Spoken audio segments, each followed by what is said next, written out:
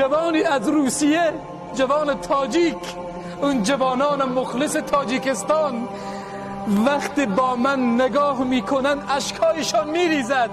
روسیه کجا، هرات کجا؟ گفتم تو ثروت بزرگی برای اسلامی، تو ثروت بزرگی برای دینی. من دست تو را میبوسم جوان عزیز.